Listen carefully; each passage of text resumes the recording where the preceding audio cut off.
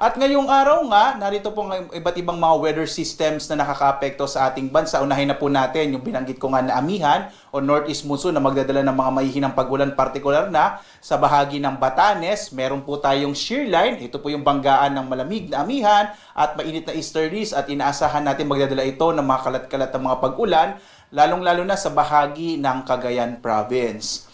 Samantala naman, patuloy yung pagmamonitor natin itong low pressure area na huling namataan 275 km silangan ng Pag-asa Island sa Kalayaan, Palawan. Makikita po natin, green na po yung kulay niya, ibig sabihin po ay maliit na yung posibilidad or halos wala na itong posibilidad na maging bagyo. Either malulusaw po ito or lalabas ng Philippine Area of Responsibility. Nakapaloob siya sa mas malaking weather system na Intertropical Convergence Zone. Ito yung salubungan ng hangin mula sa magkaibang hemisphere o hating globo na nagdudulot ng mga kaulapan at magdadala rin ng mga pag-ulan sa malaking bahagi ng Kabisayaan kasama itong Dinagat Islands, habang itong low pressure area ay magdadala naman ng mga pag-ulan sa bahagi ng Palawan. Mag-ingat pa rin po yung mga kababayan natin, lalong-lalo na sa may bahagi ng Palawan at Kabisayaan sa mga posibilidad ng mga pagguho ng lupa, o mga landslide or flash floods or mga biglaang pagbaha, dulot ng mga pag-ulan na dulot ng low pressure area at ang Intertropical Convergence Zone or ITCZ. Samantala naman, ang nalalabing bahagi ng ating bansa dito sa Metro Manila, nalalabing bahagi ng Luzon, sa may Western Visayas at malaking bahagi ng Mindanao, makararanas ng mga isolated o pulo-pulong mga pag-ulan na may mga pagkidlat pagkulog, pero sa umaga hanggang tanghali medyo maliit naman yung posibilidad ng mga pag-ulan. Makikita natin, maliban dito, wala na iba tayong minomonitor na low pressure area sa loob ng Philippine Area of Responsibility.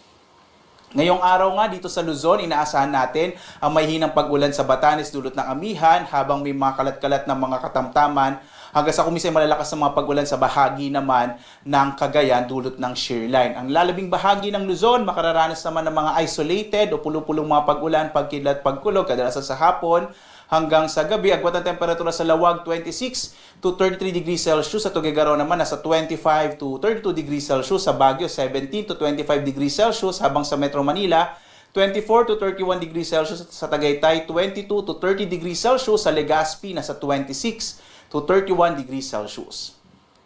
Malaki naman yung posibilidad ng mga pag-ulan sa Palawan, dulot pa rin ito ng low pressure area na malapit dito sa may Kalayaan Islands. Ang agwat ng temperatura sa Kalayaan Islands sa 25 to 30 degrees Celsius, sa Puerto Princesa 24 to 31 degrees Celsius.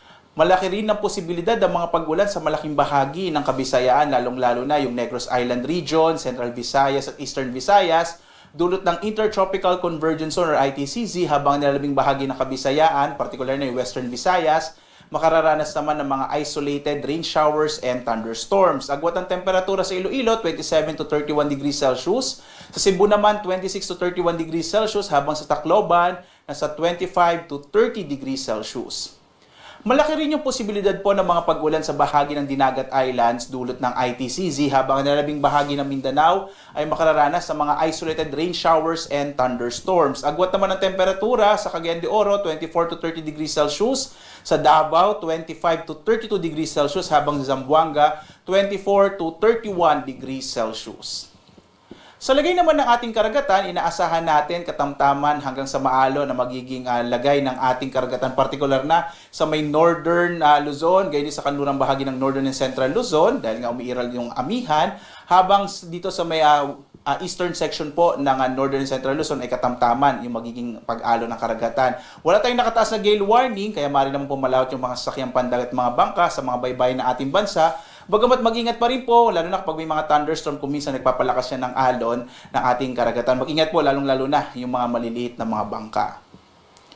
Ito naman po yung ating inaasahang magiging lagay ng panahon sa mga susunod na araw. Inaasahan po natin una itong low pressure area dito sa may sa malapit po sa may Kalayaan Islands sa Palawan ay maaari po malusaw or maaring lumabas ng Philippine Area of Responsibility.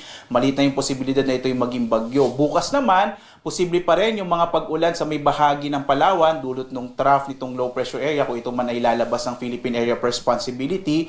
Samantala, pagdating po ng Huwebes hanggang Biyernes, muling inaasahan natin yung epekto or magpapatuloy epekto ng Intertropical Convergence or ITCZ, partikular na nga sa may bahagi ng Kabisayaan kasama yung Bicol Region. Pagdating naman ng araw ng Sabado, araw po yan ng Undas, posible ang mga pag-ulan sa may bahagi ng silangang bahagi ng Northern and Central Luzon, yung area ng Cagayan, Isabela at Aurora. Posibleng epekto po ito ng shear line o yung bangga ng mainit at malamig na hangin. Kung magkakaroon po man ng mga pagbabago sa lagay ng ating panahon, magbibigay na update ang DOST Pag-asa. So sa ngayon po, no, maliit yung posibilidad pa na magkaroon tayo ng bagyo hanggang sa pagtatapos ng linggong ito.